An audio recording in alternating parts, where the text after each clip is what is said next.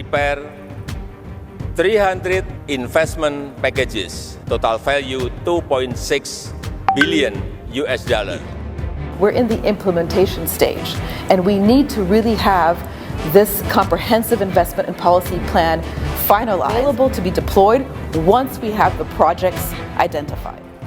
Diungkap oleh Duta Besar Republik Indonesia untuk Amerika Serikat, Rosan Perkasa Ruslani, bahwa arus masuk investasi dari Amerika Serikat diyakini akan terus mengalir ke tanah air, yakni seiring dengan membaiknya perekonomian nasional, apalagi ekonomi Indonesia memang terus dalam tren positif. Optimisme investasi Amerika Serikat ke RI sendiri ditandai dengan Presiden Amerika Joe Biden yang secara resmi dalam KTT G20 lalu mengumumkan besaran investasi Amerika di tanah air, termasuk diantaranya perjanjian sebesar 2,5 miliar dolar Amerika Serikat antara ExxonMobil dan Pertamina. Selain itu mencakup pula komitmen investasi Amerika di Indonesia dalam hal penurunan emisi karbon. Rosan pun mengatakan investasi di sektor ini akan membuka peluang bagi pekerja Indonesia dan membantu RI mencapai net zero emission pada 2060 atau lebih cepat. Teranyar, Menteri Koordinator Bidang Kemaritiman dan Investasi Luhut Binsar Panjaitan baru saja bertemu dengan Menlu Amerika Antony J. Blinken pada 4 Agustus kemarin di Washington DC.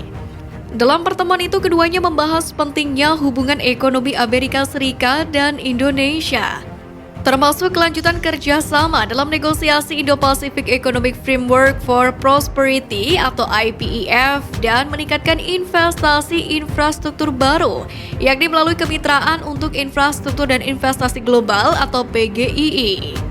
Blinken dan Luhut juga membahas kemajuan dalam penerapan Kemitraan Transisi Energi atau Just Energy Transition Partnership atau GETP yang menjadi kerjasama jangka panjang yang penting. Program ini diluncurkan pada G20 di bawah PGII yang akan memobilisasi 20 miliar US dollar atau setara dengan 302 triliun rupiah dalam pembiayaan publik dan swasta, yakni untuk mempercepat transisi energi bersih di Indonesia.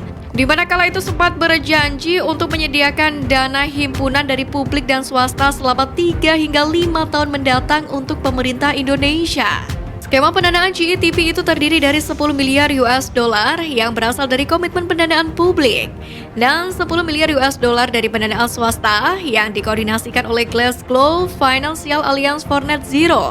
Adapun kemitraan GETP yang dipimpin oleh Amerika Serikat Jepang ini termasuk di dalamnya negara anggota G7 yakni Kanada, Inggris, Prancis, Jerman, dan Italia serta juga melibatkan Norwegia dan juga Denmark. Rencananya himpunan dana itu bakal dimanfaatkan untuk membiayai program pensiun dini pembangkit listrik tenaga uap atau PLTU dan pembangunan pembangkit baru berbasis energi terbarukan mendatang.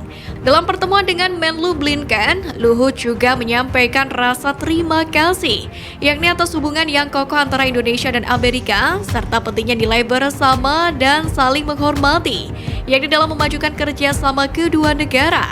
Indonesia juga mengapresiasi dukungan Amerika selama masa kepemimpinan Indonesia dalam G20 dan juga memuji peran Indonesia dalam memimpin ASEAN serta mendukung keutamaan ASEAN sebagai pemangku kepentingan kunci dalam kawasan. Dalam hal ini, Luhut dan Blinken pun juga menyepakati pentingnya partisipasi Presiden Amerika Joe Biden dalam KTT ASEAN mendatang, yakni sebagai upaya untuk meningkatkan dialog dan kolaborasi regional yang lebih erat. Keduanya pun berkomitmen untuk terus memajukan hubungan bilateral yang saling menguntungkan dan menciptakan dampak positif bagi kedua negara dan kawasan.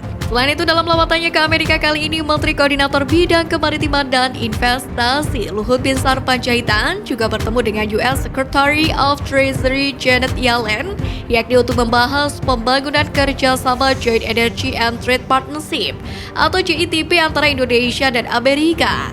Pertemuan ini pun turut membahas tentang Undang-Undang Pengurangan Inflasi atau Inflation Reduction Act atau IRA, serta peluang kerjasama strategis di sektor kritis mineral dan energi. Hal itu tidak terlepas karena Indonesia memiliki potensi cadangan mineral kritis terbesar di dunia, yakni untuk bahan baku baterai hingga kendaraan listrik atau electric vehicle atau EV.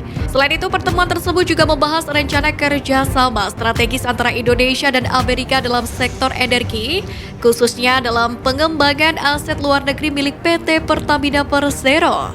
Dalam semangat saling menguntungkan, Indonesia dan Amerika pun berkomitmen untuk terus menjalin kerjasama yang erat dan berkesinambungan dalam berbagai bidang termasuk energi, perdagangan, dan sumber daya kritis. Menteri Koordinator Bidang Kemaritiman dan Investasi Luhut Binsar Panjaitan pun mengungkapkan bahwa pertemuan ini merupakan langkah maju yang signifikan dalam memperkuat hubungan bilateral antara Indonesia dan Amerika. Sementara itu, Menko Luhut menekankan bahwa pemerintah Indonesia akan terus memberikan dukungan penuh dan juga memberdayakan sektor-sektor strategis untuk mencapai tujuan bersama, yakni dalam menciptakan pertumbuhan ekonomi yang berkelanjutan dan menciptakan dampak positif bagi kedua negara dan kawasan.